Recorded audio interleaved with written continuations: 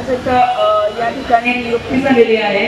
तर मानसरे आणि केशवनगर या ठिकाणी जे संघटना व्यापारी संघटना त्यामध्ये ते शॉप्स असतील त्याच्यामध्ये प्लास्टिक तुमच्या इथे वापरलं जातं। काही ठिकाणी शॉपमध्ये प्लेन प्लास्टिक वापरलं जातं, त्या ठिकाणी ती कारवाई केली जाते।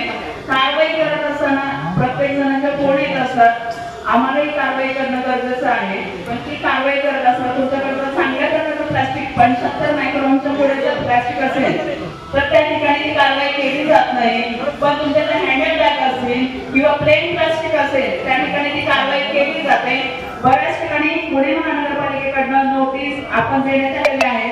तुमच्या त्या दुकानाच्या समोर 2 डस्टबिन असणे गरजेचं आहे। ते डस्टबिन न दिसले तर त्यावर देखील ती कारवाई सुरू होत आहे। तरी प्रत्येकाने आपल्या शॉपच्या समोर 2 डस्टबिन लावावे, जेणेकरून आम्हाला कारवाई करण्याचा हा उद्देश बिलकुल नाहीये महानगरपालिकेमध्ये। पण तुमच्या स्वच्छता ठेवणे आणि 2 डस्टबिन लावणे हे खूप कंपल्सरी आहे। तुम्ही बाहेरच्या देशामध्ये गेलात तर प्रत्येक ठिकाणी शॉपधारकांनी 2 डस्टबिन लावलेला आहे। प्रत्येकाचा परिसर स्वच्छ असणे गरजेचं आहे आणि स्वच्छ ठेवणे हा आपला धर्म आहे। कारण आपण देशामध्ये राहत असताना स्वच्छता जर राखली तर आरोग्य ही जनसंपदा मी मानते। आणि जर तुम्हाला स्वच्छता ठेवली नाही तर आरोग्य विघातक होईल, आरोग्य विघातक परिस्थिती निर्माण होण्याची शक्यता असते। तरी प्लास्टिक वापरताना चांगल्या प्रकारे प्लास्टिक वापरावं। पुणे महानगरपालिकेकडनं आमच्याकडनं कारवाई होऊ नये ही तर माझी इच्छा आहे। पण परंतु काही नागरिक प्लास्टिक वापरत असताना आम्हाला कारवाई करावी लागते, तर ती कारवाई होऊ नये यासाठी मी सूचना देते। कारण कारवाई ही माझ्याकडनं सतत चालू आहे, काही जणांवरती यामध्ये कारवाई केलेली आहे।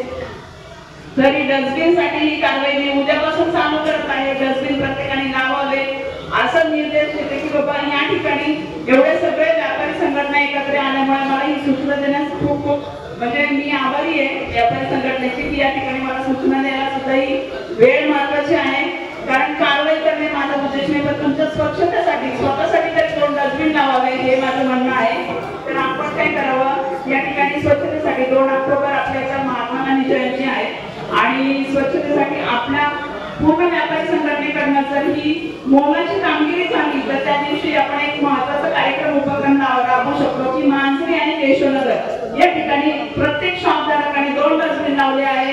हा पहिला म्हणजे एक स्वच्छतेचा मेसेज तुमच्याकडनं गेला तर मला मी खूप आभारी राहील की तुम्ही मला यामध्ये सहकार्य केलं। आणि कारवाई करण्यापेक्षा मला वाटतं तुमच्याकडनं ही मदत नक्की होईल।